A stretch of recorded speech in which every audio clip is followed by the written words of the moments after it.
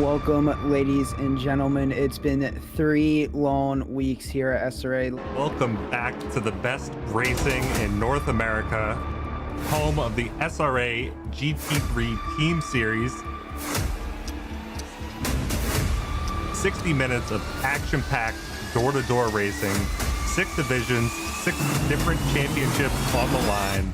Let's get ready for some action tonight. An incident on the turn. We have Boardman at a yellow. Looks like he's dropping down positions there on the chicane as a bunch of cars are coming through. Byron's going to take a dive in the Lexus. Johnson looking to go down the inside of Maxwell. And we're off and away for SRA.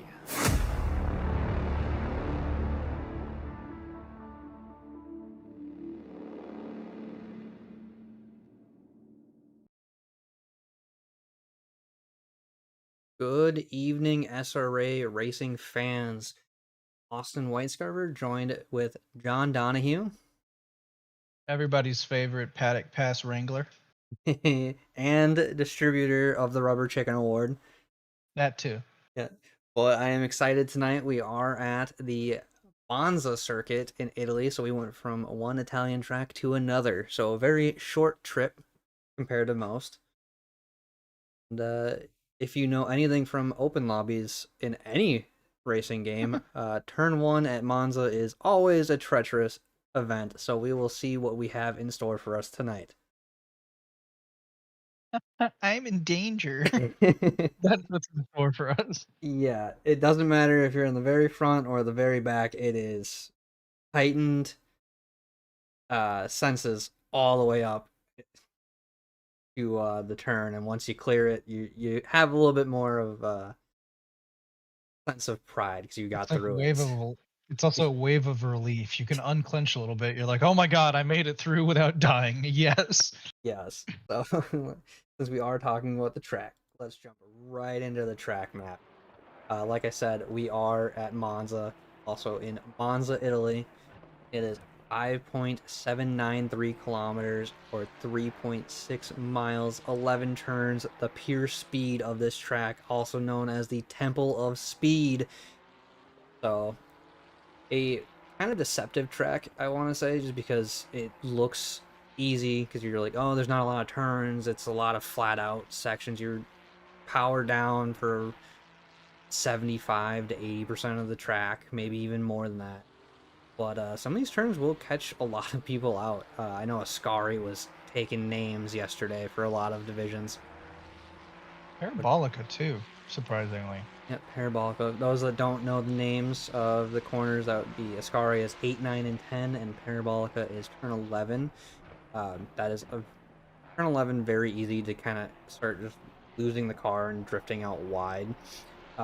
If you remember, there was an F3 incident back couple years ago where there's that raised sausage curb out there on the exit of Parabolica. So you gotta be careful. Flying, if I remember right. It did, so that's why you gotta be careful of that curbing there, so that way you're not getting caught out by it. But definitely gonna see a lot of moves into turn 1. That's probably gonna be our biggest overtaking opportunity tonight.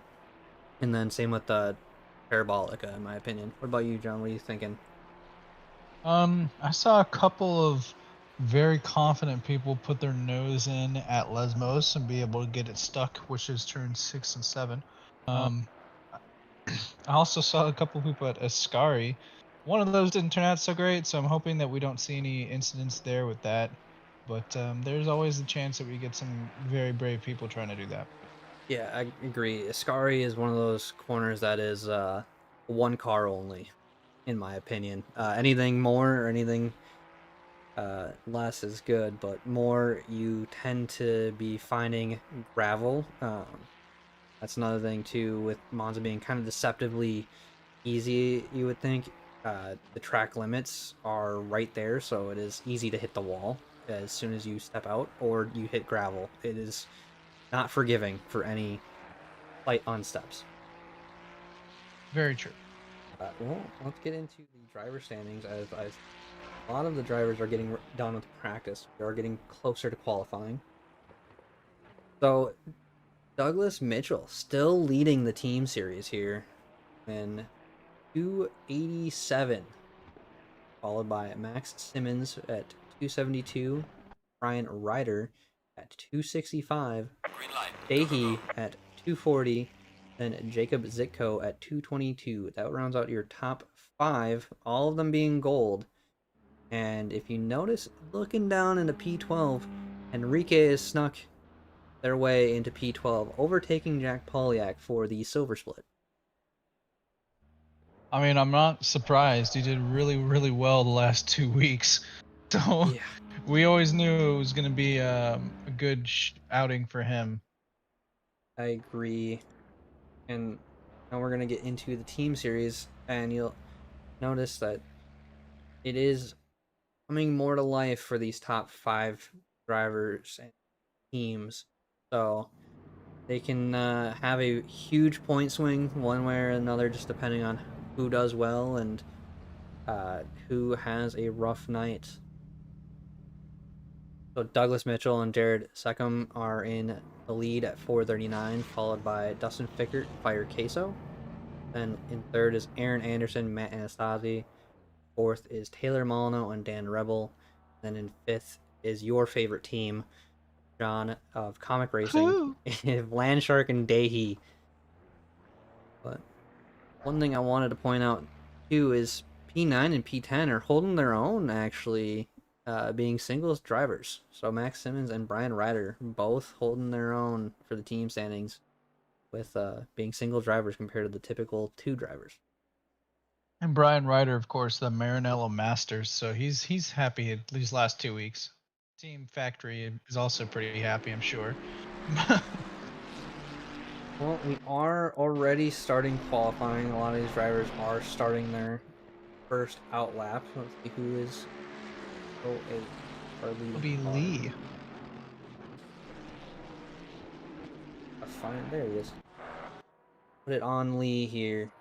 But while Lee is going around the track, I want to give a quick shout out to all of our sponsors here at SRA. So a huge thank you to all of our SRA sponsors and title sponsors for supporting us here at SRA, as well as support from Documize, modern business solution for product management. Go to documize.com to learn more today. Retro Saga, a North American-based gaming company that provides accessories for your favorite classic systems. And Retro Saga, that would be retrosaga.ca. Big thank you to all of our affiliates. That would be Track Racer. Experience redefined gaming with Track Racer's high-quality sim rigs and accessories. Use code SRATE at checkout to support us. Again, also you can find a lot of these on our website too. They will have the link to get you the discount codes and everything. Not discount codes, affiliate codes. We don't have discount codes. Sorry, I lied to you. How dare you? I know. Oh, and we're not seeing Lee have the best first lap, as he went very deep at turn 1 and took out a couple of the boards. So he's definitely lucky he's not in the race right now, because that would have been a track cut for sure. Continuing on though with their sponsors, Armentario, a toolbox for ACC that will enhance your chance to win. Enjoy a fully customizable enhanced HUD to change the way you experience ACC. And lastly, Go Setups. Premium esports setups for everyone. Use our affiliate link on our Discord and take your drive to the next level. One of those things that if you're having issues after using them, it's no longer a setup issue, it's more of a skill issue. And all of this can be found on our Discord and website. Jump into qualifying. I know that we saw Lee go wide through turn 1, more than wide. That leaves a little bit more, yeah. Yeah, that leaves Enrique actually as our leading silver driver, as it looks like I may have had server issues. Oh, there's a new shock. Yup. I just watched Enrique drive and try to go to Old Monza. I can guarantee you that is not where he is. I don't know if you're back yet or not, but I can guarantee he is on the track and doing well. I'll give you his first banker lap, which puts him pole since he's the first one to do it so far, and instantly taken him away by Jordan White. He put in a 148.8. White came in, put in a 148.7. Suave also came in, put in a 148.83. So we're already getting into it. And actually, speaking of Jordan White, well, everyone starts to put in their bankers. You ready for this week's paddock pass lineup? Always. We've got Jordan White, Jason Allen, David Funk, and Jared Seckham tonight on the The lineup. There we go. Thank you. I got you. Hate words. Words are difficult, but what would I do without you? Anyway, I'll get into Jordan White right now for you, as he's in the middle section of this lovely track right now. So Jordan White, I asked him what or who inspires you, and then what got him into sim racing. He said he's inspired by the faster drivers and then the want to compete and then ultimately battle and win against them in a race. And then he got into sim racing when he got Gran Turismo 1, and his sister would make fun of him, saying that he would lose to, quote, a minivan, so then he'd have to keep trying till he won. So that's what got him into sims. You know, those minivans back in the day when you were a little kid, you were trying to figure out how to take the track, and they would kick my butt too, so I understand. I'm actually still on board with White, but Lustosa doing really well right now, up 7/10. Yep, watching it as Latosa is coming through the final turn, but Lee putting it on pole, but Latosa arcing it now after getting a 148.1. So I wonder if he decides that that's enough, or if he's just run out of fuel and needs to get some more, but he's got enough time to come back out, that's for sure. No, that's an odd choice, because normally you fill up all 10 minutes, which is roughly 19 liters, universally across all the cars. Sometimes you do make some miscalculations. I know I did last night, so I cut myself down to a lap that I could have had, which wasn't the greatest, but as we just saw Gino come in and move up 2 spots with an 8/10 improvement. I also had Turner Johnson jump up quite a bit. They improved about 2 seconds from the banker, but something we did miss. The Dave that is super decides to put it on pole now at a 148.16. So that is 100th faster than Enrique. Wow, it's crazy. I want to be on board now with Almeida coming through the end of the Lesmos into Ascari right now, up 3/10. So he's getting some moves that'll put him up into possibly the top 5 if he can keep it up. I think he's actually behind Lustosa at the moment. I'm also trying to read chat here. I got Andrew Parker rooting for Fire Queso, and then asking with a 30-second penalty. I wonder if they're asking if they had a 30-second penalty, can I change my tires in the pit? I believe that you would have an additional 30 seconds on top of the 25 they change tires. But changing tires makes an automatic 30-second pit stop, so fortunate. I think they stack on top of each other. But look who took the pole now. That would be Jordan White.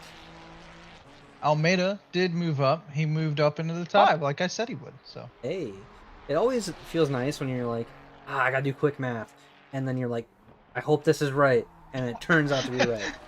Exactly. I'm going to be on board now with Williams as he's coming up to Parabolica right now, up about half a second on his time. Won't do anything too crazy, but it will move him up a couple spots for sure. Probably P13 by the time he gets there.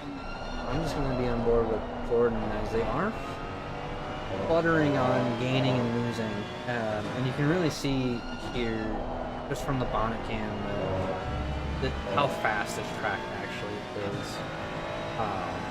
And how easy it is to just lose a lot of time because you decide, I'm going to take a little extra curve. Things like that. Yeah. Especially Ascari. Scary is one of those turns that you gotta have full commitment to. If you hesitate just that little bit, you lose a ton of time. Because this. You know what I've. But Sorry, go ahead. I was just saying that Scary, that speed carries from the middle of the Scary all the way down the Parabolica, and then that transfers onto that long straight. So it's very easy to lose time because you make one small mistake. It really is. As I was going to say, what's crazy is the amount of people that right now are either right at or right below their time. There are not too many people improving. Williams is one of them, as well as Chris Pudding Jr. up 7/10 right now. Yeah, it really, I've been finding out that like your probably third lap is typically your best one. For me at least. For some reason, if I botched the third lap, I've botched my qualifying. But we'll see how these drivers are, because we are coming up on that 10-minute mark. John, do you want to let everybody know at home what is special about the 10-minute mark and the different colored placards we have on track? Sure, so if this is the first time joining us here at SRA, really quick, as Sean Williams does put it into 13th, also called it. He is going to call it there because did not have time because of that 10-minute mark. So back to what I was saying, the 10-minute mark, what changes is the silvers, which have the silver placard on the left side of your screen, get to go at the first minute marks. There are considered the slower division, even though they aren't exactly slower in the split. Split, not divisions. I'm sorry, I meant split, but I said division. Thank you. And then we got and they'll come out the first 10 minutes and put in some laps, and then essentially they just warm up the track for the golds, who have the white placards on the left side of your screen, and then they come out and set the heaters. However, the past 2 seasons have been really tight, so we've seen a lot of mix and match. Especially last week, as Lostosa took pole and led every single lap. Doesn't seem like he's going to be doing that this week. He's on pole right now. He is, but only a little bit of less than a 1/10 gap between pole and third, and the golds haven't come out yet. So true, but he is the first driver to get into the 47s. No one else has. But he will be the last silver driver out, so he might have just underfueled, try to get some quicker laps down, rather than trying to stay out for pretty much all 5 laps. But North Valley actually just passed Latosa, not track, but standings. But Enrique is up 4/10. So gonna definitely send a heater of a lap time. Oh, there we go. 147.5. Oh my. In unison, why don't we? Yeah, who is the first gold driver out? That would be 39. That would be David Funk. Well, speaking of Funk, I gotta give a shout out to Coach Jeffrey's Academy, the coach, the GOAT, who's running the prediction series. Not only his prediction series, but he's also running a community prediction series, and the community actually picked David Funk to win the gold split and Henrique to win the silver split. So we'll see. I don't blame him on that second one, and we'll see if David's got an in him today. Yeah. Whereas the coach decided to go a little bit different direction, picking Fire Queso, and that would be for the gold split, and then Jack Poliak for the silver split. Interesting. I see Jack on track. I don't think I saw Poliak on track tonight. I don't think so. I do not think he is here tonight. Well, that's unfortunate. So, sorry, Coach. You're 0 for 1 so far. Actually, speaking of our man David Funk, since we're on board with him, you want to know a little bit of the paddock pass for him this week? I want to hear what David Funk is so funky about. All right, so his perfect weekend day is a hike or scramble in the Canadian Rockies because it has beautiful weather and beautiful views. He loves to go hiking. As for what got him into sim racing, because I also asked him the same question, He always wanted a wheel since he was a kid playing Gran Turismo 3 and 4. And then finally, since he had some disposable income and the space for it a couple years ago, he grabbed it and he has not looked back since. Go. One way to start into it. I know a lot of people had different ways in, and we've heard about 2 so far. Excited to hear what else we got for tonight. Who else got into it and how they got into it? Yeah, I don't remember if I asked Jason and Jared the same question as that, but we're gonna find out. What kind of reporting is this? I'm kidding. You do a phenomenal job. Love you too. I honestly didn't mean to ask David and Jordan the same question. I just asked it to them multiple days apart, so I forgot that I had already asked David that question when I asked it to Jordan. To be fair, and I was it's like, a very valid question, interesting one. Don't blame me on using it more than once. Maybe once a week. Well, getting back to the timings, though, Anastasi is your leading gold driver, currently in 7th, but gaining time, 4/10 up. Funk, down in P10, is up 6/10, which, if they keep that up, will put them into P2. Anastasi will be up there as well. P2 as well, so they're both kind of fighting for that second spot at the moment. Enrique really setting the bar high at the moment.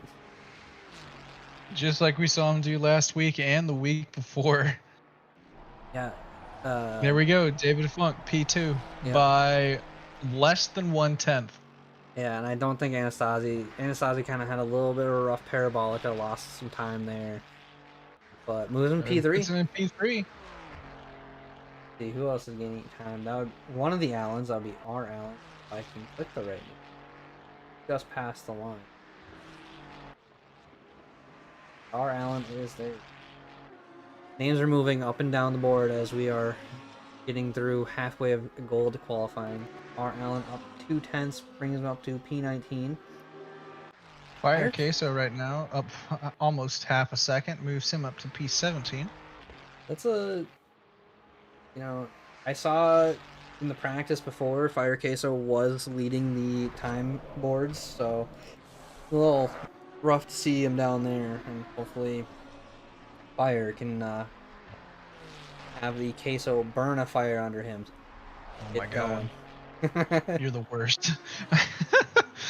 Hey, I don't have my legendary transitions. I'm going to somehow get the dad jokes on with drivers' names, because I have the ability to this year with so many phenomenal names. I don't blame you. we got the funky man, David Funk. You got the rebellious Dan Rebel. Yep, there you go, the rebellious Dan Rebel. Then you got the not actual land shark, but a real person. Not actually a shark, land shark. Who else is great that we have? Fire Queso, Queso's always on fire because it's such a great dish. Daddy Dae-Hyun. Yep, that is common across all of SRA Discord, is the Daddy Dae. And then, of course, we have the No God No Michael Scott. Yep, there's that. No! God, please no! At the moment, Douglas washed Mitchell down in 27th, Oh. who is also down 5/10. Yeah, I'm on board with this right now, though. Coming out of this, Ascari is up 7/10, the opposite of Doug washed Mitchell at the moment. I got a DM from Doug We're last gonna week get tired. After he watched the stream, and he loved the fact that I called him a menace to society for flashing into the... And I was like, hey, I did it too. I felt like a menace. Wow, Zico had a really great lap. Moved him from 31st to 7th. A 24 spot gain for that lap. That was great. David Funk, we missed it. On the pole by less than half of a tenth off of from Anastasi, That would be and less than 1/10 to Lestosa. That would be 300ths and 400ths separating. You know what? I'm tired. Give me a break. Hey, I know how was it doing goes. so much fast math that I can't think of the words now. The best part is you don't even have to do math. It just has it there for you. Listen, I don't need your sass. Oh, I'm on one today. I am expecting to get either a hot take somehow with your fun facts or have something that I get flamed for in the Discord that I say during the race. I'm just expecting it now. I'm sure we'll figure something out for you. As we've got Jason Allen now coming up to Parabolica up about 4 tenths as he's coming through it right now. So looking good so far for him.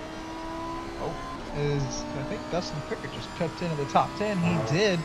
He's going to get one more lap. Jason Allen moves himself from 12th all the way up to 5th. Looking good for him. You know who he's behind? Who? Douglas Watch Mitchell.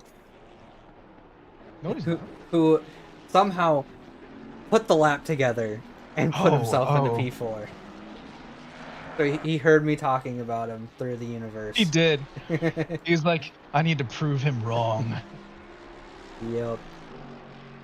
Oh, I love You know, it's not looking great right now for Dan the Rebellious Rebel because hasn't set the best time at the moment. Down in 32nd place right now with this is his last lap now. And he's currently down on that as well. So Well, something that I just would love to hear as a fun fact from Dan, the Rebellious Rebel, it's kind of a nerdy thing. It's a Star Wars thing. That he would be on the Empire did nothing wrong side. bruh. uh, I'm sure that could be turned into a hot take some week the rest of the season in one of these last 3 weeks. I mean, it fits into the season. It is space themed. Yeah, you're not wrong. Only got Carbo right now, P18 up about half a second as we come out of Ascari up to as we see Jason Allen going across the dirt and Ascari in the background. Sorry, I was trying to think of the name and then I saw a Lamborghini going for a drive. So still looking good. Up half a second now for Carbo through Parabolica. It's going to move him up quite a few spots. Making from 18th all the way up to 4th. Top 5 finish at the moment. We got a couple other people coming through. I don't think that anyone will be able to take that top 5 away from him, though. I don't think so either. I think that is a solid one. There is Krocek coming across in P8. Fire Queso coming across P5. What a hefty improvement from what we saw earlier. But our pole driver is going to be David Funk, who took it by less than a tenth from Anastasi. 3/100ths of a second. And then almost 5/100ths of a second to Lostosa for P3. So Lostosa showing what he is worth and doing really great this season so far in D3 after being moved up. Yes, I agree. He is showing the goods, as you say.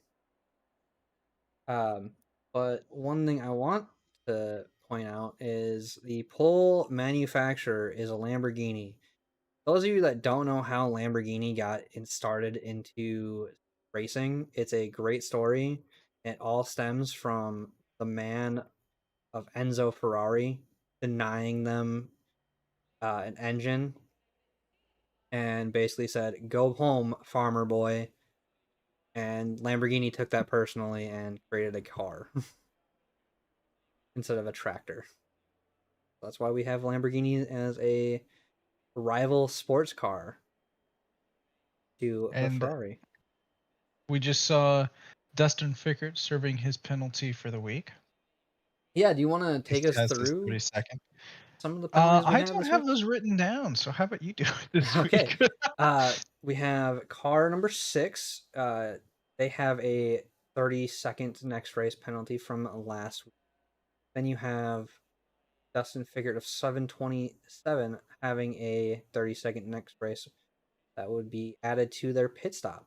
So when they go to serve their pit stop, they will be able to do the splash and dash and then also have to serve an additional 30 seconds on top of that. So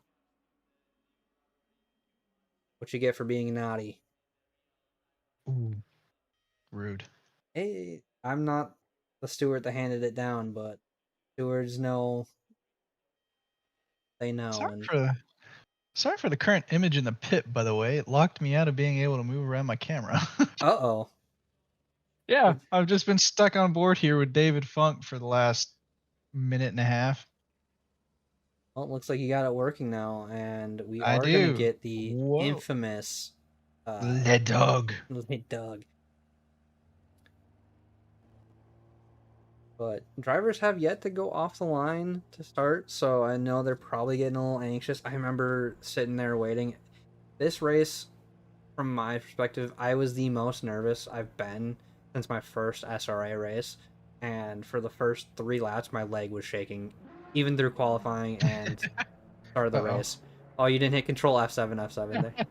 I thought I did. Apparently I didn't. So let me go set up Le Dog again. Yep. Well, they are going off for formation lap, but yet this, just because of how notorious this track was for incidents and how much they preached in the driver's briefing, that's why I was so nervous. And I just remember sitting there talking to my teammate and just being like, why am I so nervous? Like, I need to calm down. I couldn't calm my nerves down. So I can only imagine what these drivers are feeling like tonight, because it's just a widely regarded meme in the racing community. Turn 1 Monza. Yeah. You go any It game. is.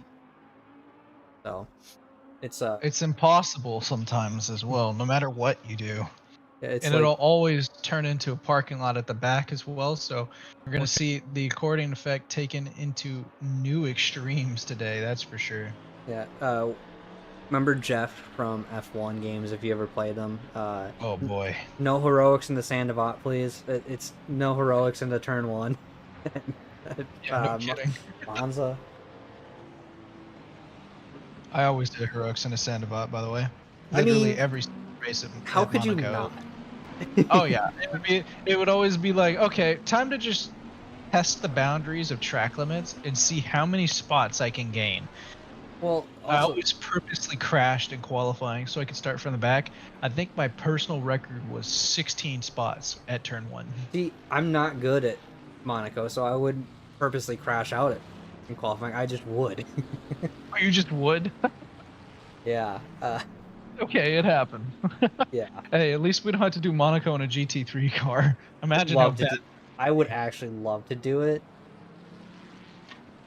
See, that's where I disagree, because I'm not really that big of a fan of Monaco, even to watch. Oh, The only don't get me thing wrong. about I'm it is not the history, a Monaco. but it's not the best track in the world. I'm not a Monaco fan. Have we had good races there? Yes. But have we had a lot of good races there recently? Not really. So that's why I'm not a fan of it. But I'd still love to race the track, just because I'm sure the drivers that race it in real life are the same way. It's just the history that's built through the track. Like, how can you not? It's like going to Le Mans, the 24-hour Le Mans race, or going to the Indy 500. It's just one of those driving milestones that you have. But Yeah. speaking of Le Mans, that's this weekend. So I know, I'm excited. Are you? oh, I'm looking forward to it. Don't get me wrong, we have the American dreams of the Cadillac V8 naturally aspirated. Then you got a Corvette in the GTEs, and then you have the NASCAR V8. But onto the race in front of us. The drivers are starting to line up 2 by 2 as we are getting into the start of Parabolica. Anastasi and Funk are going to be your first 2 rounding this corner, as it's always odd being on the outside of a turn because you're trying to stay in your box, but you feel like you're going too slow because you feel like you're so far back, and then you speed up and then you're like, oh no, you're too far forward. So Yeah, I get annoyed with the parade lap sometimes. It's even worse when you're at the back because you have to go so fast to catch up to not get thrown to the pits. Yep. And then all of a sudden the green box is there. It's like, oh, I have to slam on the brakes now. yep, but we are getting ready for green lights. Green light. There it is, green light, away we go for SRA here at Monza. as you see Funk get a great start. Anastasia get a bogged down start, so Henrique is actually on the inside of that line. Carbo behind them, and then 3 wide. Fire Queso actually getting a little tap, so a little squirrely heading into turn 1. So we'll hopefully see a clean turn 1 and 2 as you start to see that parking lot kind of forming in the Le Dog cam. But Oh no, we didn't get through turn 1 cleanly. There's a Oh. Mercedes around the other way. that's not what you want to hear. But we are heading into turns 4 and 5 as they come through Curva Grande. Max Simmons here going too wide into the chicane with some other drivers. No contact being made. A little further back you saw a little bump, but nothing happening. So Jordan White losing out a little bit there from that bump, but surviving for another day to make this race. Looks like, who is that? Nate Roger was the unlucky victim of turn 1. Not what you want to see, that's for sure. However, I'm going to touch on this because you brought it up. You said that Anastasia got a bogged down start compared to Lastosa. The difference is it wasn't as, or the thing is, it wasn't just a bogged down start. That's just the Ferrari versus the Porsche. Because whenever there's a Porsche next to any sort of Ferrari, they can jump it really easy. I jumped, I think, 4 last night just in the first 5 seconds of the race because, you know, that Ferrari bogs like no car I've ever driven. It reminds me of the AMR, where you really have that turbo leg being a huge part of the car in the early stages of the revs. So you have to really brake boost it, and it's a hard car to brake boost. As long as any car in this game is hard to brake boost. It's a technique Luckily. that you have to balance correctly. Luckily, in that naturally aspirated 6, we don't really have to worry about it. Yeah, true. But that Ferrari is still ahead of Henrique, so Henrique is having to try to catch Anastasia while that lets Funk Like, kind of go off. Oh, we have a massive yellow flag for Daihi. Let me take a look at what happened here. Coming into the infamous death zone. The turn 1 death squad is working well tonight. Daihi came across on Nils. Oh, flipped Dan Rebel's car over. Legitimately no. flipped his car. oh no. I see Daihi is back in the pits. Oh no. As well as Dan, who had no escape from that. We have another yellow flag between Swab and Michael Scott, who right now you know is just screaming no, God, please no. Scott misjudged his braking point, just ran into the back of Swab here at the second chicane. Not what you want to see. We had a great lap 1, just one tiny incident, and then all goes to hell on lap 2. Oh.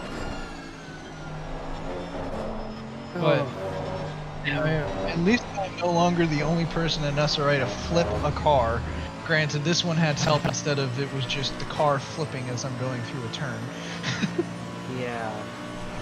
Well, a lot of these cars are starting to filter out some spaces just because of incidents, or that they're backing off a little too much when they're following the car. So really, P1, 2, and 3 are starting to pull away from the top 5 here. Carbo and Mitchell are both a second apart from me. Carbo a second apart from Enrique, and then Doug a second back from Carbo, with Allen through Simmons here all fighting for that same spot. You see Simmons go a little deep there, giving a nice little tap. I see Prochek throwing yellow flags and facing the car behind, giving a little kiss and going hello, but not something you want to see. I believe that was Fickert that was involved, so take a look back. They're heading into that braking zone turn 1, and it's a rear bumper says hello to the front bumper, and the front bumper says hello to the front bumper of the other car. So that's It's gonna let you and everyone else in here with us know if all of a sudden I go silent. Don't be surprised. It's storming quite loud right now today, so I will not be surprised if you lose me at some point. Well, here's hoping that I don't, because it's always great to have you in the booth with me. So I love you too. Hopefully, the Thunder Gods, whoever it may be, Zeus, Thor, maybe even like Chalk, the Mayan storm god. Oh, and Living- Anastasia goes off coming out of Ascari. It gives up the. I got it. Don't worry. I almost forgot it. But I didn't. But Anastasia goes off, gives up the spot to Listosa. Now he's going to have to fight back for it quite hard, as David Funk now able to have a little bit more of a gap, which is going to be nice for him. Also looking, Fire Queso is losing some spots here. Looks like they're hemorrhaging some time. Down maybe, I think 3 spots right there.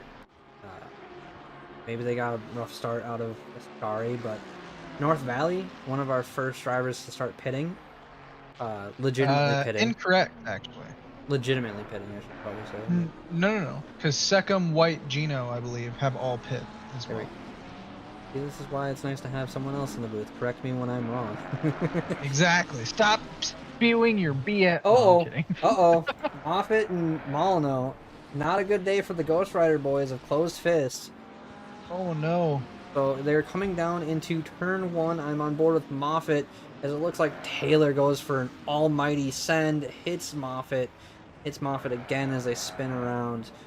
So like I said, unfortunate day for the boys of Ghost Rider Racing in that purple and starry car with the Chihuahua. The Chihuahua. Yeah, no, it's not ever what you want to see. Especially not when you're playing Blazing Eights, actually, is you definitely do not want to see the Chihuahua. That I remember playing that with you, Doug, and Bailey, and every time it would come through, and it was without fail, and I love it. Oh yeah, it's great. Oh, Anastasia is able to get past Listosa again, but Listosa and Anastasia now have a 3.2 second gap to Funk. And they're going to be battling Carbo and Doug Mitchell now as well. Oh my gosh. Well, it's always good to have a 3-way fight there. Actually going to go on board with Carbo for a little bit, since you're on the battle that I was just on, I think. I'm on Roger, Molyneux, and Mueller. Sure? I'm going to go with Niels. As Niels is trying to make a dive into Parabolica, backs out of it. And just followed. Oh no! His breaking point all wrong for turn 1. Just rear-ended the hell out of Listosa's 911. Able to keep it relatively clean. Listosa was. He actually got way up close to Anastasia because he had to go over the top of the bumpers there for our curbs for turn 1. Carbo losing out quite a bit. Now Doug Mitchell is going to be alongside of him as we come into the second chicane here. Is he going to put it down the inside? Yes, he is. Are they going to touch? No. Yes, potentially. They touched and then didn't touch. Doug goes wide on the exit there. It's going to let Carbo have the inside line of the first Lesmos corner here. Mitchell going to back out. Very smart for him, actually, as now he's all over the back end of Carbo trying to pressure him in. As we see, Doug has his rain light on, maybe trying to confuse Jason Allen behind him. But... Didn't we say that in commentary last week, and somebody confirmed that it was a confusion tactic? I believe it was like Jordan White. Yes, he did. As Doug is actually going side by side right now into the Ascari chicane. They are side by side. Carbo able to pull out just barely ahead into the second part through turn 10 here. Wow. Ballsy move. It's not great. However, this little battle has let Jason Allen as well as Simmons, Queso, and Zitko get into this as well. Super Dave not having a great lap. Him and Almeida blew the second chicane together. Super Dave lost that spot through Lesmos, and then had a rough exit of Ascari, and that let Michael Lee by. So that is a 2-position swing against Super Dave. But like I said, a little rough of a lap for him. I'm going to keep on board with Doug as Carbo has gone way deep into the second part of the first turn here. It's going to let Doug get a way better exit out of it. He's going to get past, but let's see if Carbo is going to fight back. Allen is now in this as well. Going to slot in behind Carbo. He's going to have a great run on him up into the second chicane here. See if Jason Allen is able to make any sort of move onto Carbo. So still side by side, slots back in. So Douglas Mitchell from Carbo and then Allen behind. While you were on that battle with Jason Allen. I was on board with his teammate Russell Allen making a move into turn 1, and has made this move stick. As you see, Ditko getting into the gravel there at the exit of the second chicane. So that really slowed down Zitko and any movement they were trying to make. But we have 31 cars and E22 of all pitted. So that's. You want to know something interesting? Let's hear an interesting thing. Las Dosa has a 3.2 second gap to Douglas Mitchell at the moment. Oh my gosh. David has a 4-second gap to Anastasi, and Anastasi has a 1.3 second gap. Oh no! Oh no! Oh no! Oh no! What? Oh no! So Michael what? Oh, Lee no. going through Ascari took a little too much curb and almost took out 2 of his teammates. And when I say teammates, I'm talking conglomerate as well. Oh no! So that would be Turner Johnson and not Sean Williams, Turner Johnson and another one of the DDR Ferraris. I gotta find out which one. Swab? It was Nico. It was Nico? Yeah, so that had 2 ZDR boys right there, and Lee almost took out both of them as he pinned it through the middle of Ascari, actually. And now Nico is actually under pressure from Niels now as they go side by side. Niels taking a lot of that sausage curb. Has to back out because of that, unsettling that car, whereas Nico was able to keep all 4 wheels planted, get a lot more grip through that corner, and have a better run through Curva Grande. But that doesn't stop Niels, as he is right there still, 0.2 back. Maybe they'll try a little look into the second chicane. Nope, they're just going to back off. Smartly break early and try to catch up on the bumper of Nico and follow through Lesmos and everything, and then probably eye up something into Ascari, if not hold back and try to fight on that main straight, being that the best opportunity when you have that slipstream. Oh yeah, and I'm gonna be on board now with Jason Allen. As Carbo went too wide and almost Anastasi like there out of Ascari. It's gonna let him get up side by side with Carbo now. As this is happening, I'm gonna prepare his lovely paddock pass for the week as he gets the move done, and Simmons is now going to be going on the outside. Carbo not able to make it stick as we come around Parabolica, but Jason Allen was able to get that move done, which is going to be good for him. Now he's got to hold him off for the rest of this straight and then moving into turn 1. Yeah, see how he's able to do it as Carbo is moving out, going to be trying to go down the inside on Jason Allen into turn 1. Not gonna do it as Allen shuts the door, says, "Stay behind me. This is my spot." Yeah, this is just goes on his merry little way. Tough spot to really take the position through Parabolica, but then you have to play really defensive on the main straight. Kind of like how Niels is playing really aggressive on this straight, trying to go to that inside line. Makes a huge lunge. I see Whitting Jr. ahead actually have an incident, but Niels making the move thick, but ends up getting into the back of I believe that is Roger, not hitting him, but having to slow down on exit just because of how slow Roger was on exit. Are they gonna make a move here? They're trying. Ooh, they're playing a little bumper cars going into the second chicane here. For turns 4 and 5, they rub a little bit. As Taylor Molyneux says, rubbing's racing. It's his favorite thing to say. But that means Niels goes by. Rogers might lose out on a second spot here to Nico. So 2 corners, 2 positions lost for Nate there. A lot of 2 position swings for a lot of these drivers. Yeah. As we see him, I'm on board with Jason. He's still holding off Carbo while trying to catch Doug, who he has a 2-second gap to. I'm going to take a quick second for the third driver. Third driver? Yeah, third driver for this week's paddock pass, which is Jason Allen, our cutest admin. He told me to say that in D3. Ooh, I don't know about that.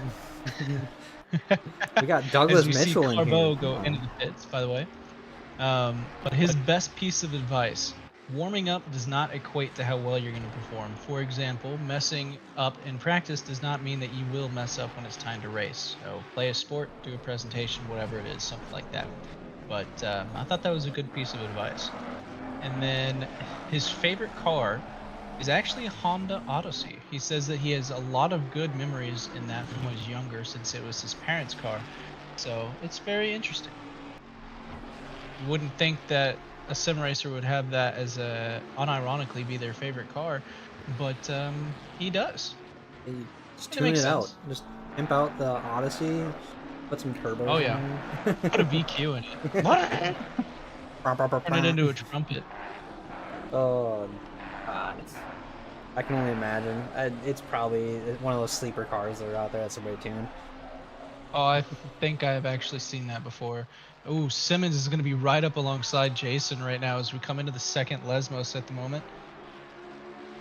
Well, do you Out want of the to second Lesmos, my bad. let Toddy Robbie or Robbie Toddy know? Pickard has served their pit stop along with their 30-second penalty. And then Fire Queso, it just saw, is in P7.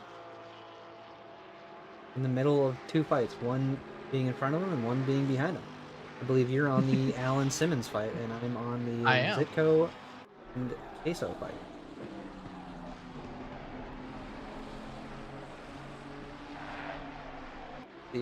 Looks like Alan fight is going onto the main straight, whereas the Zitko fight is also on the main straight.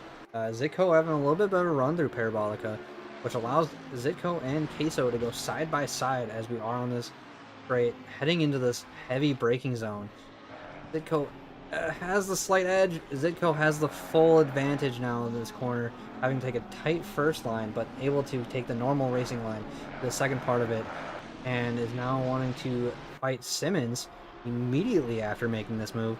So see if they can try to make a move, but I think they're going to be too far back to really make this move on Simmons.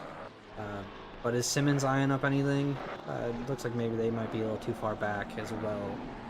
I gotta say, that was a very impressive move into turn one there from Zitko. I was Yes. not expecting to see a Ferrari on Ferrari dive there. Oh my but God, it he was was very impressive. He was going for it in the Lesmo too. He was trying to go on the outside of Simmons. Simmons didn't get a very good run. I'm actually going to stay here with Jason as we're able to get a really good view. And just so you know, the storm is getting worse, so I may die. But we're going to find out if that happens. Well, good old Tejas always produces strong storms. Especially in the summertime. It seems like potentially tornado weather, but we haven't gotten a tornado watch yet. So I've been there in the Midwest. I understand it. But Zitko, Tornado Alley has been shipping. But anyways, Zitko trying to make a move through Parabolica. A little too far back, but looking like they go really deep into Parabolica. Trying to catch that slipstream onto this main straight. Looks like they're gaining. They are gaining through this exit. So better exit for Simmons. So Simmons trying to latch onto Allen's slipstream, where Zitko's trying to get the slipstream from Simmons. So it almost negates the slipstream that Zitko is getting. So good on Simmons for staying on the back of Allen as best he can there. But it looks like Simmons took a little too much curb on entry, started bouncing there, and Zitko unable to make anything happen to the second part of that chicane, as it looks like Simmons regained his composure and got the exit done and dusted, a better exit than Zitko. So we'll say Fire Queso. What? I said always good to see. Yeah, Fire Queso has dropped back a little bit, but gained a lot of time into the second chicane. They were 1.2, now they are 0.8 behind, so they are sticking on the back of this as a cold Queso would. See what I did there? I'm actually going to move. Yes, I did. I'm going to move back on the grid down to Williams, Johnson, and Super Dave, who are fighting for 13th at the moment, coming through Les 1. And Johnson had a really slighty entry there. But Williams was not able to capitalize on it. Got a little bit of an iffy way through himself just then. So kind of negates the fact that he was slighty. I had to jump off the Which fight. I'm I was sure Johnson loved. following Krochek, got a little too squirrely on the exit of Lesmo 2. Ends up doing a full pirouette through that and now has very heavy bonnet damage. But I'm going to jump back onto Zitko, who's trying to make everything work in their favor on Simmons here. I think they're going to have a better run. Oh, and there we go. Krochik is right there. Oh, that, yeah. Super Dave lost 2 spots because of that as well. Super Dave. So that might be that might get looked at by the stewards after this race. I have a feeling. Yeah. Super Dave and Williams going side by side. Super Dave got the very unfortunate line there. Has lost out again. So he did in fact lose both of those spots because of that rejoin from Krochik, which is not what you want to see. Yeah. Krochik goes into the pits as well. Like I said, He is going to be fighting back though. Heavy front arrow damage, so that could play a factor into it. They'll need to be in control of your car. Yeah. As I see Fire Queso blowing the braking point for the chicane there, so they have dropped back far off the tail end of Zitko. Zitko really trying to make anything work again. They're probably getting frustrated behind that wheel, just kind of shaking like, come on, just make a mistake, for please. As we see it, Simmons makes the mistake. Zitko takes the position for free, but now has to defend into Ascari. It's a hard place to defend. No. Queso going onto the grass to try to make a move, so Zitko is now sandwiched almost going into Ascari. Now, Ooh. so 3 wide, but then they shuffle down to 2 wide. So let's actually go on board with that as Queso makes the move done. We also got some interesting stuff back here. Super Dave had a really bad Lesmos 1 that's sliding all over the place, actually drifting it through the corner. Got on Niels to get right up alongside for Lesmos 2. Kind of got blocked out a little bit, so now he's going to be all over the back end of Dave as he come through the Ascari. Ooh, excuse me, Heart's not having fun. Dave goes a little bit wide. It's going to compromise his speed here as we come up to Parabolica. Niels in this Porsche with that acceleration might be able to get alongside. If he can put his nose in, his corner can be his. Super Dave's going to leave the door open to not hit him. He's going to get the inside, loses it just a touch, but Super Dave got pushed to the outside, which some say is the worst line. Right now, it's not looking as if it is, because they are still side by side as we pass over the line, going down the main straight here. So now it's a drag race between a Ferrari and a Porsche. We know which one's going to win that. Quick note, Krochek got to stop go 30 for speeding in the pits. Not what you want to see, but Niels did fight back with those Porsche brakes. They touch into turn 1. Niels is around. And then, oh my goodness, Suave barely missing him as well.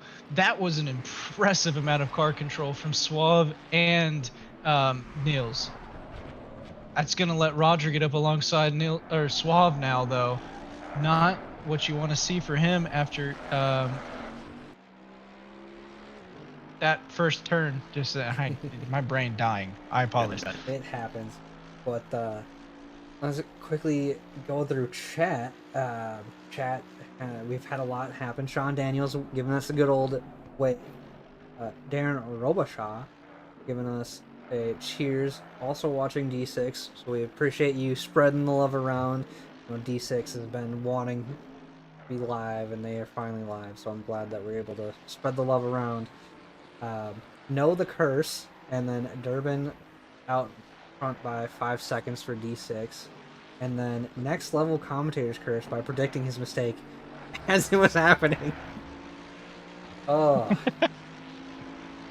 I want to find that one and get that clip and save it, unfortunately, because Rob is right. That was next level commentator curse. We have days like that sometimes. We just know, because if you guys didn't know, all the SRA races are scripted. And we're basically like the WWE of sim racing. Oh no, NFL as well.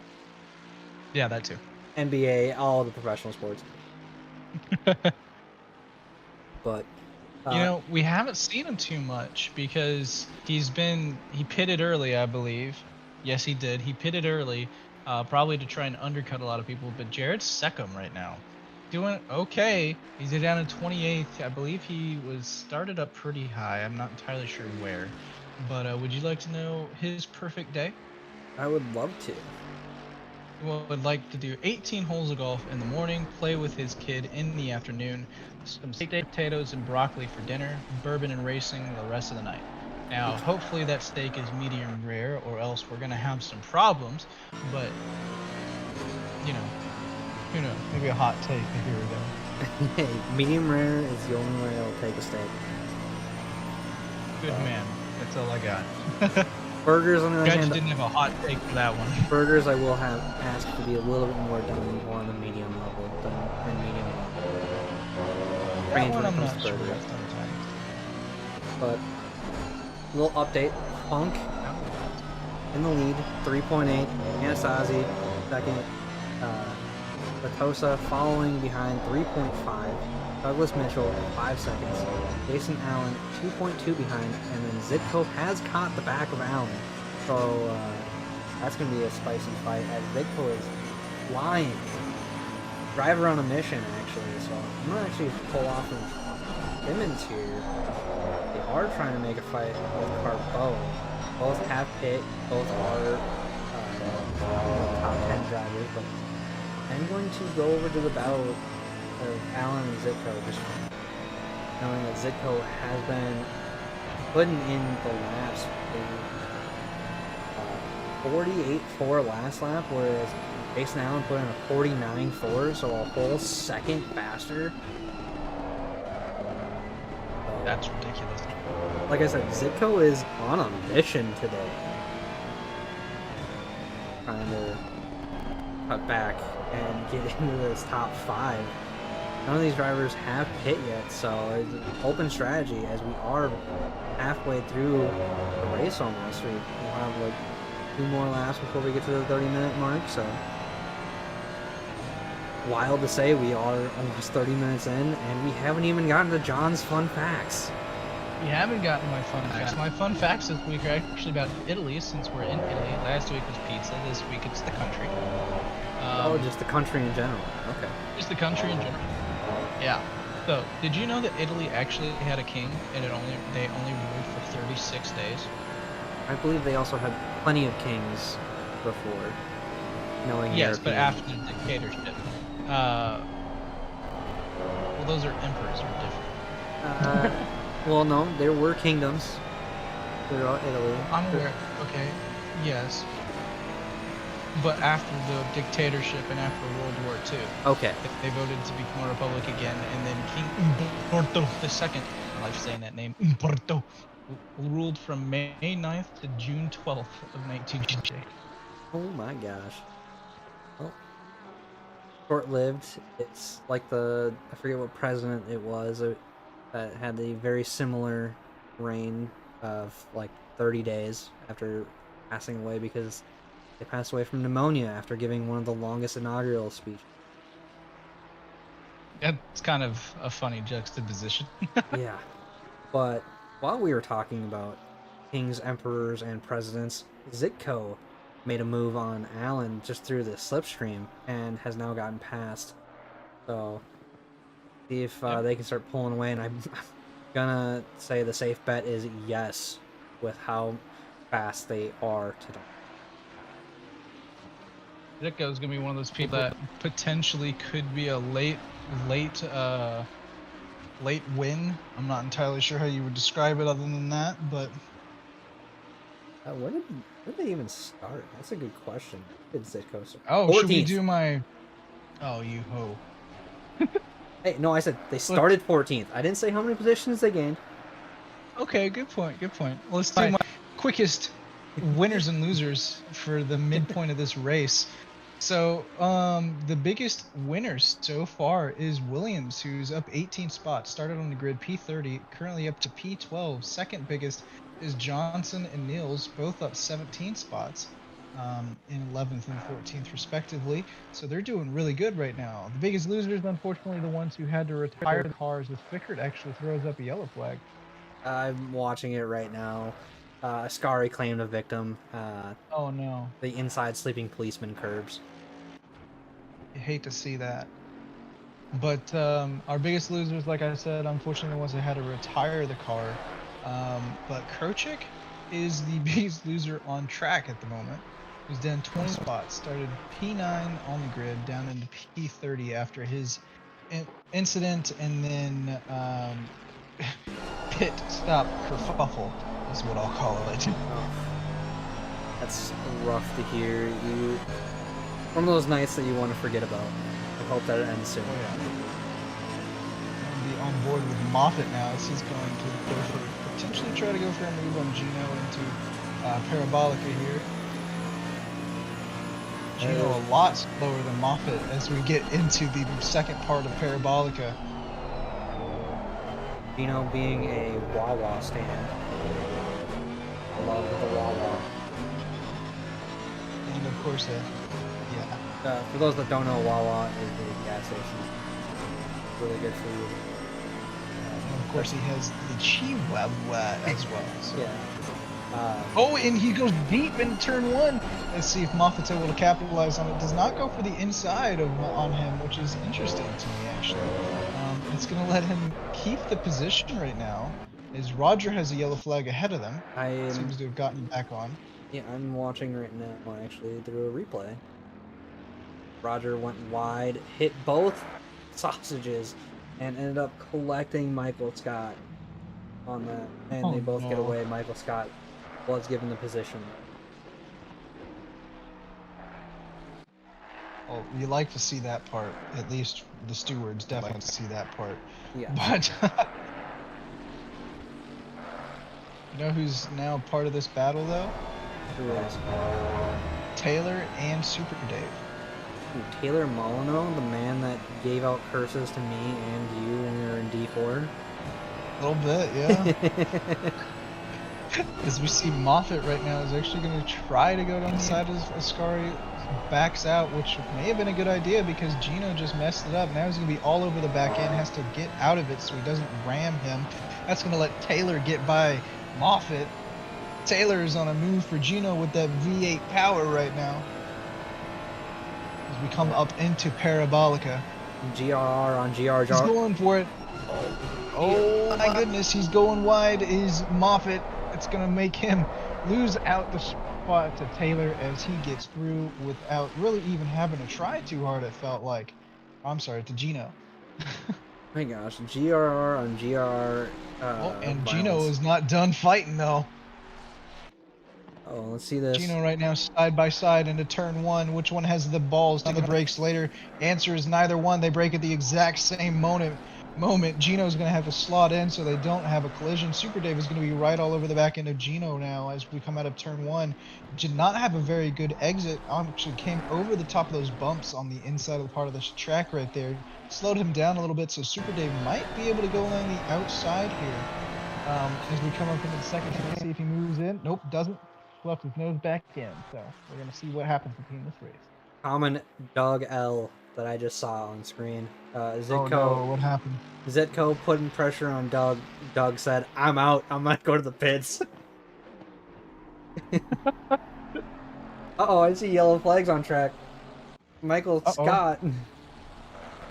What happened here? Oh no, it looks like they came together again in the second chicane later on in the race.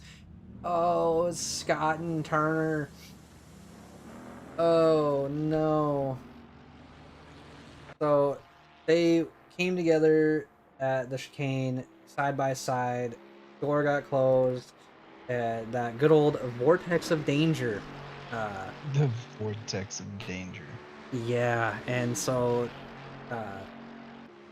front bumper met rear quarter panel and did not go well for Michael Scott.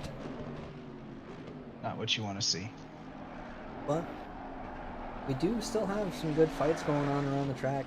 I want to say Ditko is still on a mission. They have put down a time last lap of a 1:48.6 and Henrique put down a 49.1. So Zitko is a driver on a mission tonight, and I'm excited to see where they end up putting their car at the end of this race.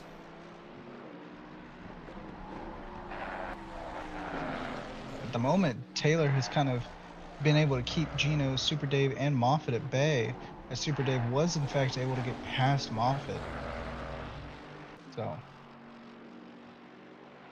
I have a fight between Carbo, White, and Simmons. It looks like White and White and We Carbo got a going yellow side by side, I'll going take a into look at that. Ascari. It looks like Carbo ends up getting the better run out of Lesmos, pulls fully ahead as they head into Ascari, but White having a really rough time through Ascari, which is letting Simmons right onto their wing there, as we see. But quickly, what happened with that yellow flag there? I see White going way Oh. wide in a parabolica, which allows Simmons to wave by. That yellow flag was Roger, who is actually about to be lapped by David Funk right now. But I'm not entirely sure what happened actually. I don't know how to describe it. He was just going very slowly on the edge of the track, and about 5 people got past him.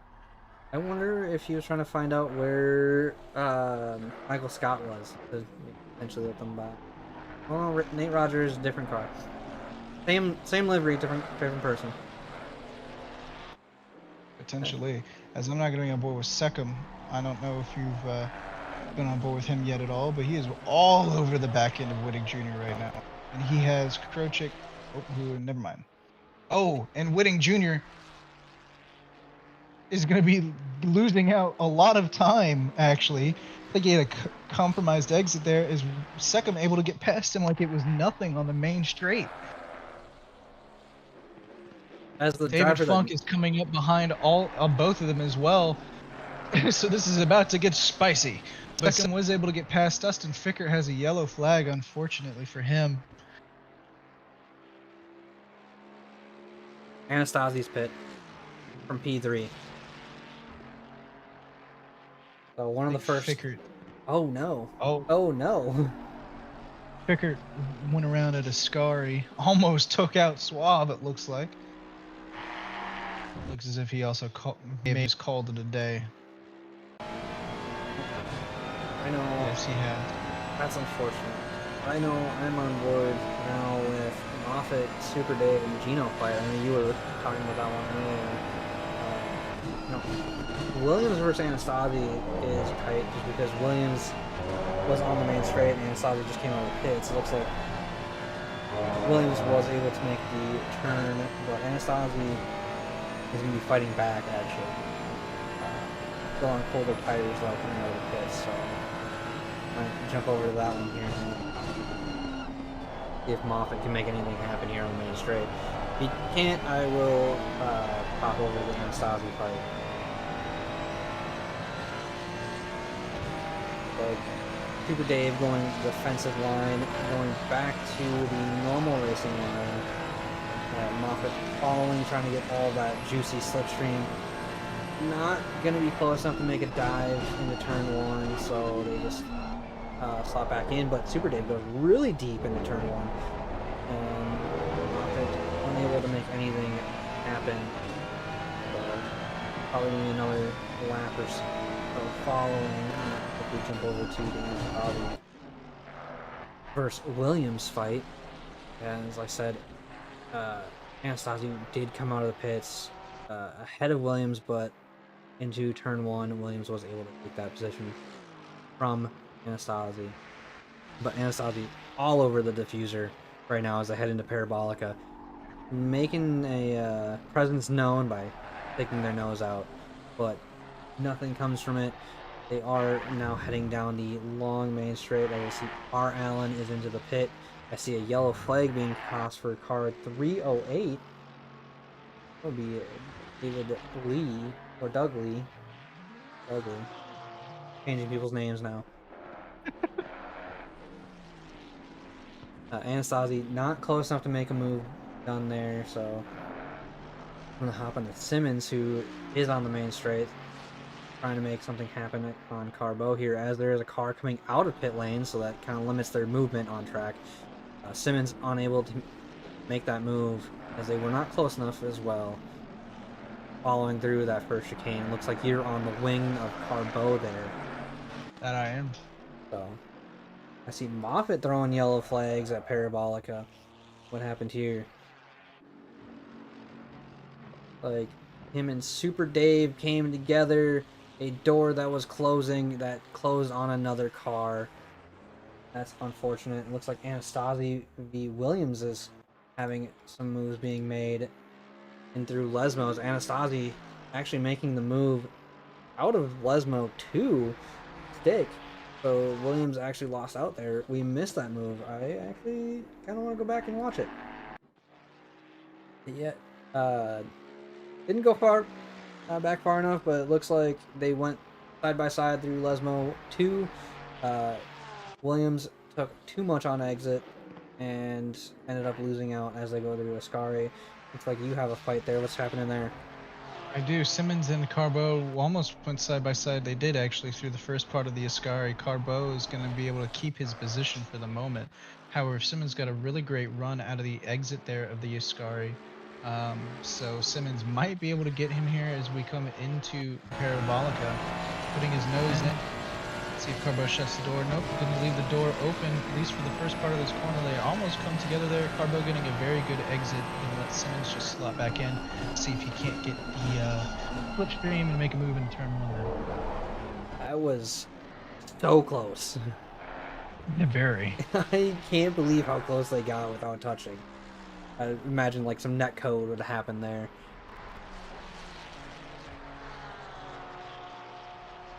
John, you got They both take too much of that curb. got another fun fact or a driver fun fact for us? Well, we're done with Paddock Pass for this week. It was Jordan White, Jason Allen, David Funk, and Jared Seckham. I caught that. I caught that. Oh, my brain. So we're up to our normal fun facts from last season, which carried over. And it's going to be our second one, which is, did you know that tourists throw about 1 billion euros? I'm sorry, 1 million euros into the Trevi fountain each year, which is in Rome, which is about 3,000 euros a day. I mean, I can believe it, knowing that they have $1 euro, but they're not $1. It's €1, €5 coins. So I could easily see that, because if you're a tourist and you're like, especially from America, you're used to quarters and dimes and all of that. So I could easily see that. I just didn't expect it to be that much money, as Simmons almost went in back of Carbo there into the entry of the Ascari. Luckily did not get him. Like that's just barely. Ascari. It's like the whole. It's not just the Ascari chicane. It's just the Ascari. What did I say? That's what you said. It's into the Ascari. Oh. You just dropped the chicane off of it. Like the Facebook movie. You got told, just drop the chicane off of it. It sounds better. Instead of the.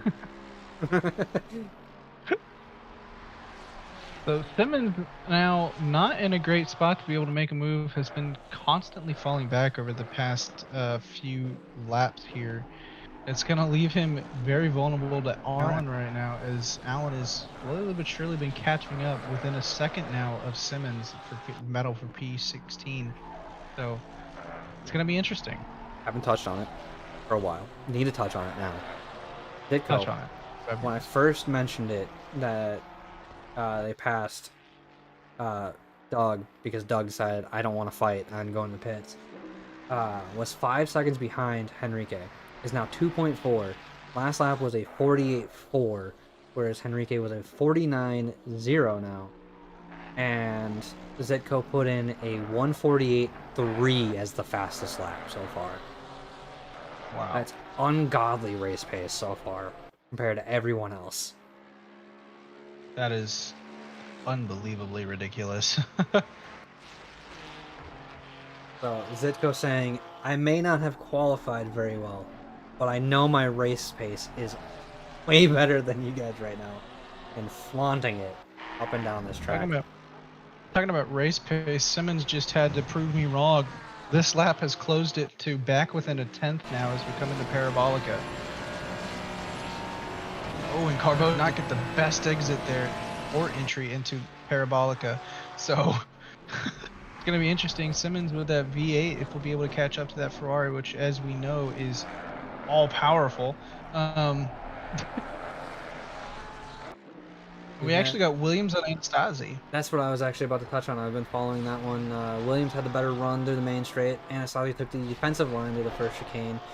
So Williams had a bad run through that and is now looking to attack in the second chicane, taking that inside line onto Anastasi. Backs out of it though, and that is inviting Niels into this fight right behind them. So a 2-car battle is now about to be a 3-car battle as Williams decided to take a look in the Lesmo 1, backs off of it, just kind of giving their sneaky peek. I see a yellow flag for Moffitt being thrown again at the end, middle of Parabolica. I wonder what happened there. We may not know for some time as we are following this fight.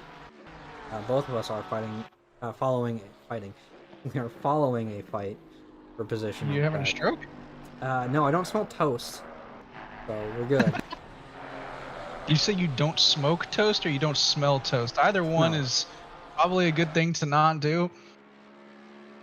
Well, if it's for breakfast, apparently I would not have it, based on the arguments that people have thrown against me for my French toast egg.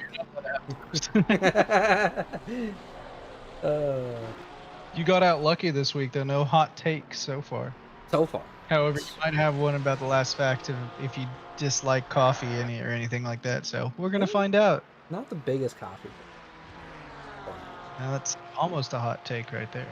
It's probably more of like a lukewarm take. I'm actually going to move away from the Simmons-Carbo Allen battle right now because nothing has happened for a little while now. Ditko actually having a bit of a mistake last lap. Looking, they had a invalid 150.1. May have stepped out of line on one of the chicanes. Don't really know what happened there. But we got fight I'm on board with still of Anastasi, Williams, and Niels, but Williams actually taking a step back from Anastasi, having to focus more on Niels and defending, so it's allowing Anastasi to really pull away and say a sigh of relief, as they say. Oh yeah, because I'm actually on board with Niels right now, as he's all over the back of Williams through the second Lesmos, as Williams did not get a very good Lesmo 2 right there. It's going to let him get side by side into the run down to the Ascari right now. Let's see who's going to be braver in this moment, because this is a tough turn to go side by side through, especially this first part. Looks like They're going side by side. Oh, gosh, Williams having to back off substantially more than Niels. Porsche really shining right there with the cornering speed. It looks like R. Allen actually doing the same thing to Simmons, as Allen actually ends up losing the car and banging the wall through Ascari and taking a grass excursion, going on a little Italian safari right there. oh no. But we have 10 minutes left of the pit window. Just kind of going through. Top 3 have not pitted, so actually top 8 have not pitted. Anastasi is the first in the top 10 that's pitted. P10 of Williams has not pitted. Suave has not pitted. Douglas Mitchell has pitted. Niels has yet to pit, and then down in okay, so he just did his pit, and then Lee down in 19th still needs to pit. And like, yeah, that is everybody that has yet to pit is really the top 8, and then a couple stragglers throughout the rest of the grid. So I'm going to be on board with Fire Quesos chasing down Jason Allen. We do have a little bit of a lull from fights. Do you want to hit that last fact with 10 minutes left in the race? Because that last 10 minutes always seems to have something happen. Yeah, no kidding. 14 billion espressos are consumed in Italy each year, and the average household consumes about 37 kilograms of coffee per year in Italy.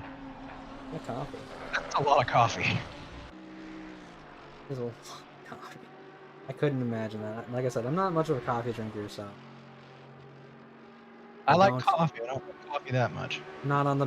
I will shell out for the Bendy Brew Overlord of Bailey Kish, but I don't drink coffee that often when I get a Bendy.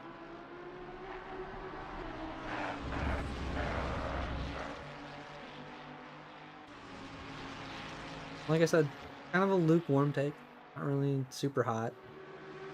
Yeah, you might still get in trouble for it, I'm sure. Fair. More of a energy drink person. Get my caffeine. Like drinking 3 coffees for 3 hours. Seconds. I take my time with mine, okay? So I'm not. Mm-hmm.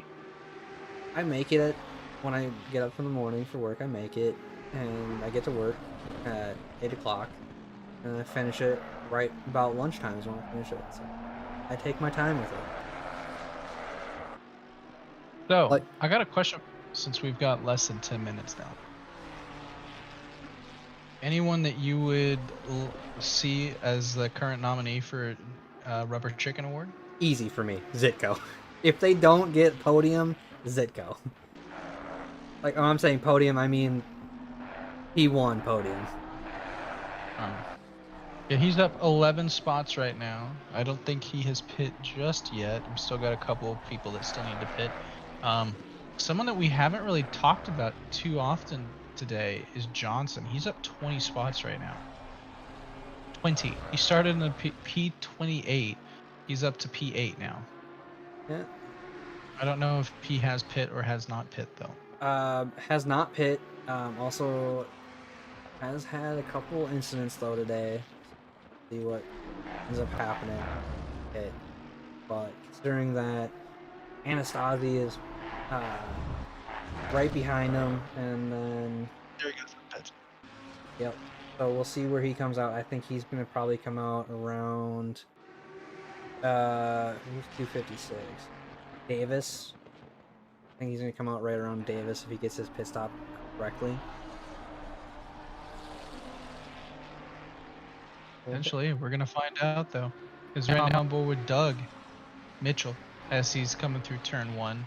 He is doing okay. Down a few spots from, or down 1 spot from where he started. He started P6, down at a P7 at the moment. So it's going to be interesting to see how long he can hold up his championship battle. Oh, you want to know what is a very big oh no? Alright. What's an oh? Fire Queso got to stop go 30. No. Oh, that's, you hate to see it. Only the second one been given out today. Oh, where did Johnson come out? Behind Davis. P16. Nice. I'm gonna be on board with our race winner for a little bit, as I don't see any major battles going on right now. I really gotta hand it to Zitko today. Like I said, if they don't take P1, I want it. That's my heavy favorite for myself, being the Rubber Chicken and driver of the day. As I see Lee throwing a yellow flag. Oh no! Exit the Parabolica. What happened here? Going through it. Does the car get loose? Yes. Just goes wide, hits the AstroTurf, and Grip goes bye-bye on that left side. And they are into the pits now. I'm going to be jumping on board with Simmons now as they are fighting Carbo. This fight is never-ending at the moment. Yeah, no kidding. I feel like we've heard that name quite a bit today, as I just jumped on with Niels, as he's battling Suave ahead and Bleems behind. So as soon as I said there was no battles, a battle happened. It's what happens. They hear us and they're like, all right, we got this. That's why the last 10 minutes is always chaotic for us, because they hear us and they're also pushing for the last 10 minutes because they know us. They're like, all right, we got 10 minutes. I need to send it now. Oh yeah. I don't understand why still we're this far into the season, some of these lovely liveries are still not showing up for me. I wonder the same thing. I did a little sync right beforehand as well. Did I? Maybe they picked the wrong color for us to see. Potentially. You're not allowed to yell at us, guys. We've been trying our best to make it work. Well, Henrique is in the pits now. That leaves the top 4 No, top 3 if Allen gets past. Or Jay Allen, I should say, which he does. So that leaves the top 3 still need to pit with 2 minutes and 25 seconds left. And that is a risky move to leave it this long, because Ascari is still taking names. Yeah, it definitely does that, doesn't it? Yeah, so we'll see if they come in this next lap. I can only imagine they would. It would only make the most logical sense, because they're not going to have enough time to get around to do another lap. Because if you look at where Funk is, it's coming through Lesmo 2 down into the Ascari chicane. There's a minute 52 left. That is not enough time to get around for another lap after that. It definitely is not. So there's going to be this one or you're done, son. Yeah. Well, Anastasi's on the back of Henrique as Henrique comes out and pit lane is immediately put under pressure. It looks like you're on the bumper cam, I'm on the heli cam, so we get a little dual action of this fight. Anastasi had to wait to turn in because Listoso was right there and to avoid hitting him. So now he is about a second back after being right next to him. So that's what we like to call parking it on the apex. Oh yeah. Look at Douglas Mitchell's teammate Jared Seckham battling out with Lee down in third on that main straight, having that slipstream. Pulls out, has a little look-see, too far back. Decides to as Lee goes deep, Jared had the look-see, and that forced Lee to really forget about where his braking spot. So Jared gets a free pass there. Thank you very much. Don't check your mirrors immediately into a braking zone when your braking marker is coming up. Yeah, I've done that before, and it actually resulted in that same thing. So yeah, that's one way to just sell the dummy. That's all you need to do. But Funk and Zitko. Oh no. Oh no. what happened? Zitko has a drive-through. No. For track limits? Has to be. I don't know exactly what it is. What's the only thing you can get drive-through for? It could be something they may have come in like 1 kilometer too fast to the pit lane.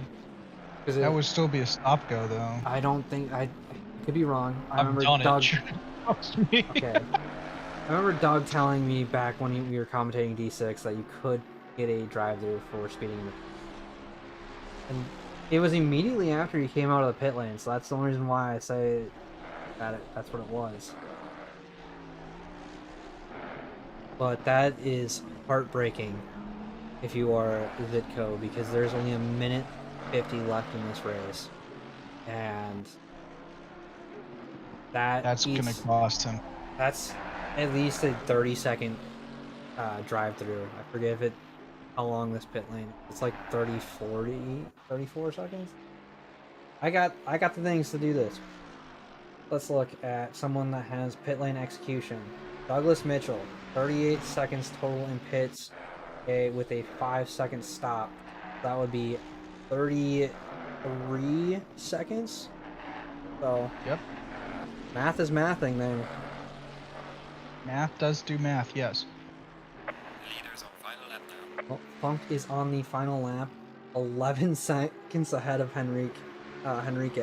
Looks like Almin sending a message to Henrique to get some questions sent over their way, get their response here. Oh, and I'm back on that battle with Simmons and Carbo, which again, 2 names we've been hearing right next to one another a lot tonight. So Simmons and Carbo still fighting until the very end on this last lap now, still within 0.3 of one another. 1/10 now as we come into turn 1 for the final time for these guys. Let's see if Simmons is finally going to make that long lunge. He did not have the space to do it. This might be it for his battle then, as they're both catching up to Jason Allen from the battle for P7 now as well. So yeah, I'm gonna let you continue going off and telling us what's happened here. I get some questions over to you. All right, no worries. I'm going to move down the grid now as we only have one person at the moment, and to Davis, who is fighting with Almeida. It looks like he just lost a spot there on turn 1. It's going to make him move from 13th down to 14th. That's going to lose him a spot there. That's not what you want to see on this last lap. Davis going to try his best to fight back.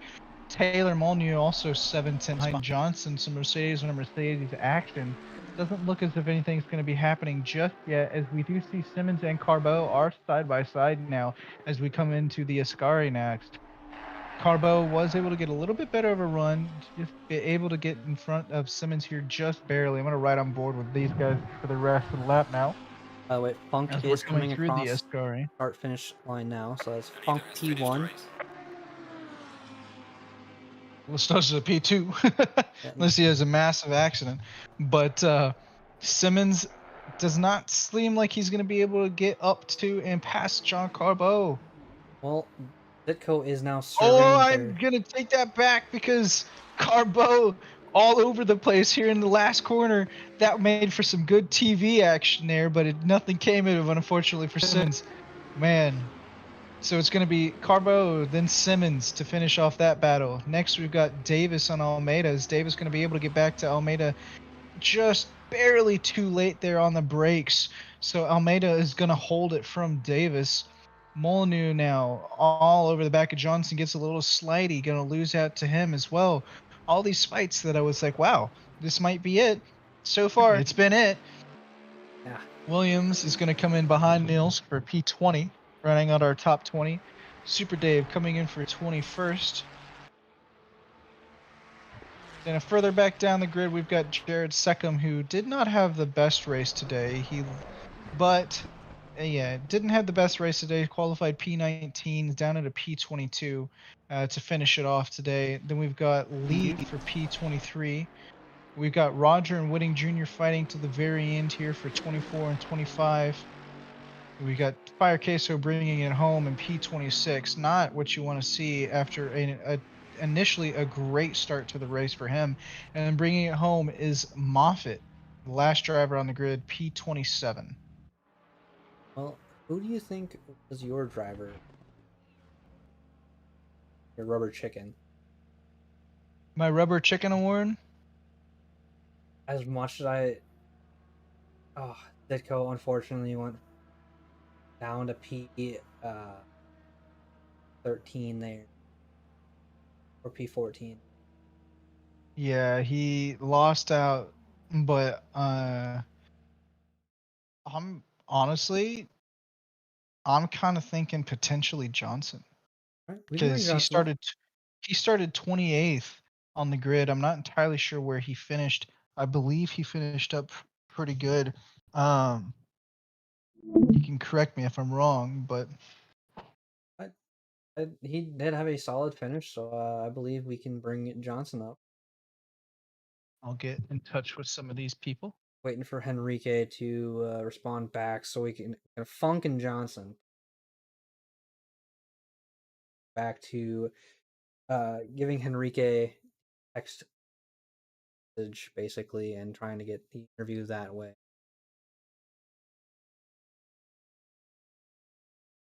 But overall, it was a great race here at Monza. We had a couple of incidents in the first few laps, a couple more about a few laps later. But overall, nothing too bad into turn 1 and on lap 1, just that one little minor issue, which, not what you want to have happen, but sometimes things happen, unfortunately. It's racing, and incidents are going to happen, especially when you all trying to fight for the same spot on the track. We are going to have David Funk. So David Funk, our overall race winner today. I put it on poll. I believe you led every lap. You did great today. Thank you. And to all you guys out there in D3 who think that the paddock pass kills you race, look at that. David Funk was in the paddock pass today and he won. Dave, how was it out there, especially with nerves going into turn 1, lap 1?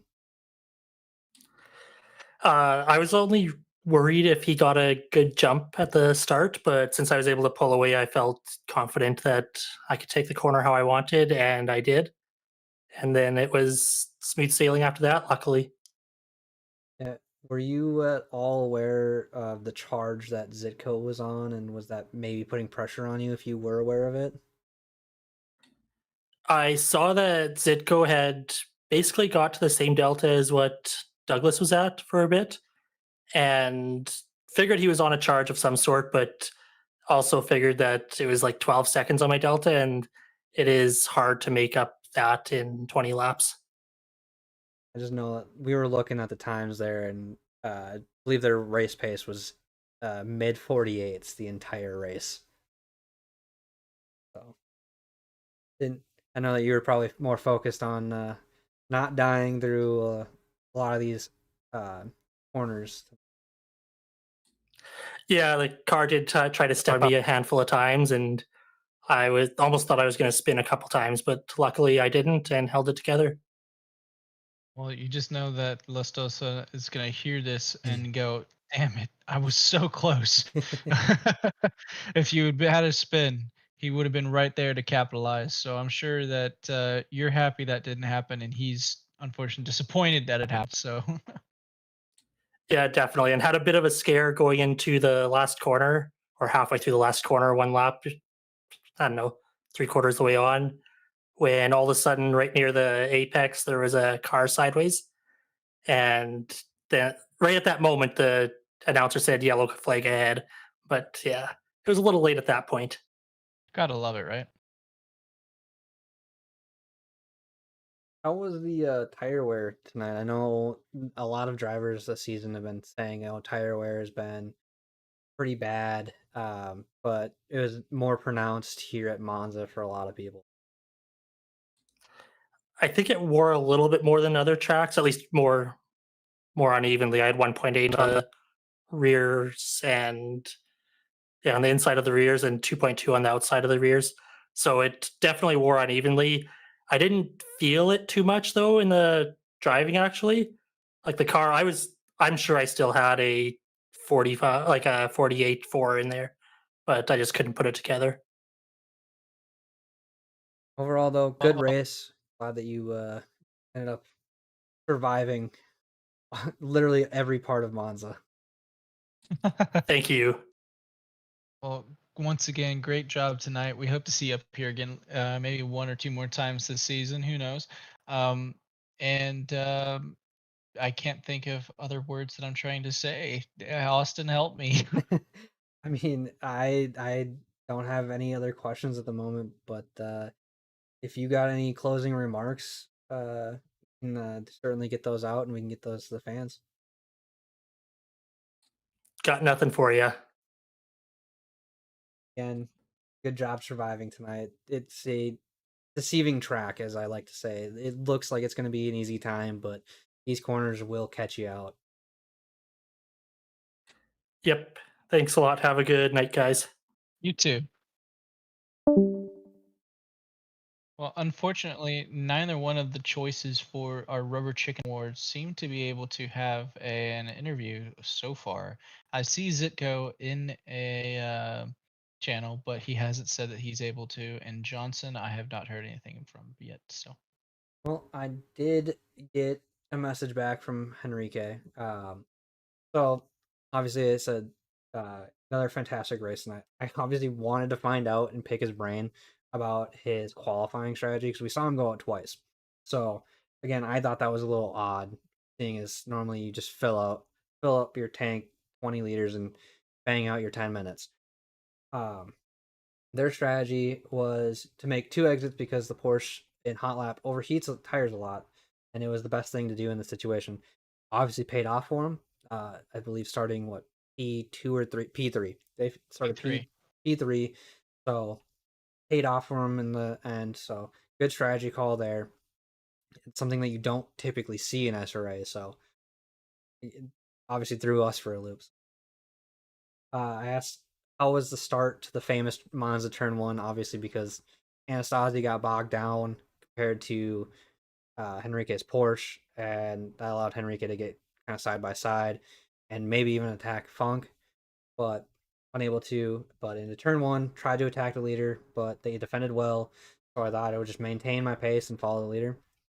They did a great job at that. Henrique didn't have any incidents from what we could tell. Anastasi unfortunately got stuck into some battles late in the race, which allowed Henrique to basically the free pit stop and cover the overcut. So good job there. Asked how the rest of the race was. It is an hour-long race. Everything happened. You'll see a lot of different things. It was one of the tracks, one eye on the track, one eye on the time. So really trying to find out where people were, especially like we said earlier in the Funk interview, the Zitco drive to get up there. There were some fast guys coming behind and in front of me, trying to take the difference off. I also had to take care of the tires. I had a pressure drop I can't explain, but I almost lost 1 psi in the left tires. So maybe if Benton was a little aggressive on the chicane, taking a little too much of that curbing, which can cause your car to lose tire pressure. So probably that's what happened. And then asked any pressure from the drivers behind. Yeah, there was pressure. The driver behind was turning, I believe they meant to say 48 fives, and I was turning 49 2, without understanding where they were getting that time from, and they were coming in every lap, and that worried me. But in the end, it was okay. My strategy of always stopping at the end worked, and I managed to get P2. And again, he thanked me for being their voice. So you're welcome, Henrique. Glad that we were able to at least get you in the booth 1 form. So great job tonight.